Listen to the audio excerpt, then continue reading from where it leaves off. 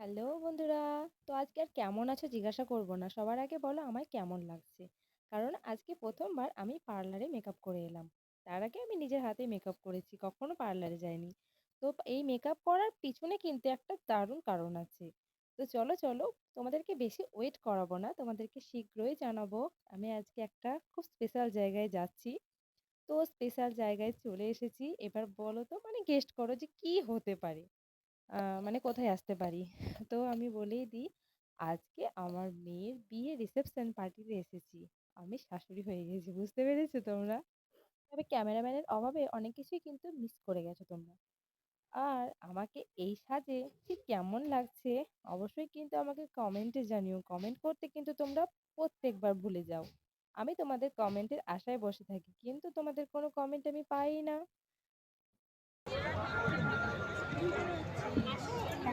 পরে যাচ্ছি। সবাই এদিকে।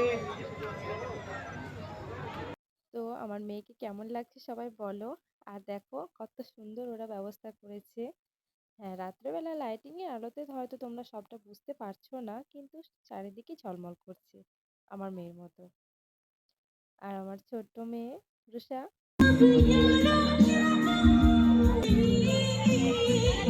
হাই করো। হাই করো একটু।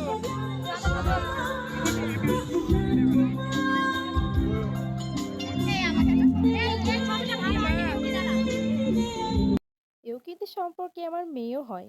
তো মেয়েকে কেমন লাগছে একটু কমেন্টে তোমরা জানিয়ে দাও। বলেন হাই। হাই বলেন। হাই।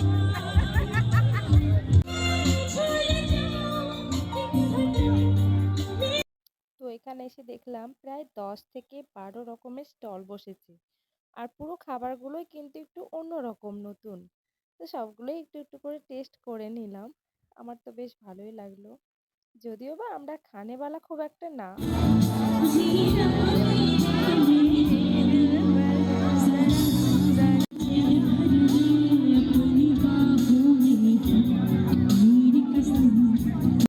ভিডিও দেখে আবার যেন বলো না যে এদের ঢং দেখে বাঁচা যায় না। এগুলো একটু শখ আর কি, ঢংও বলতে পারো।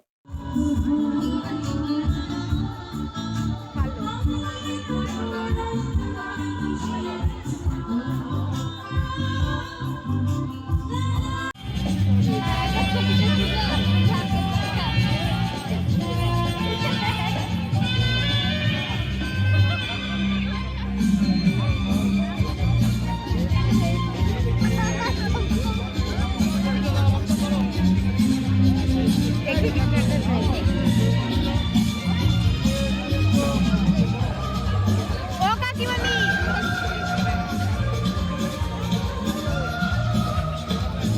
এই কাকিকে হাই কর।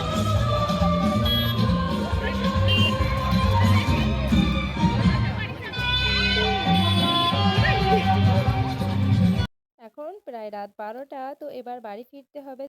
ভিডিও করে এদের হয় না, দেখো গাড়িতে উঠে এবার ফ্ল্যাক্সের আলোতে ভিডিও করতে বসে পড়েছি।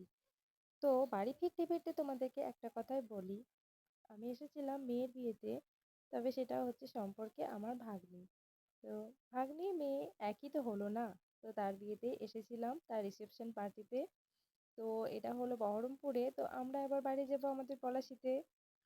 তো গুড নাইট, সবাই ভালো থেকো। আর যদি ব্লগটা ভালো লাগে তো প্লিজ একটু আমাকে সাপোর্ট করো।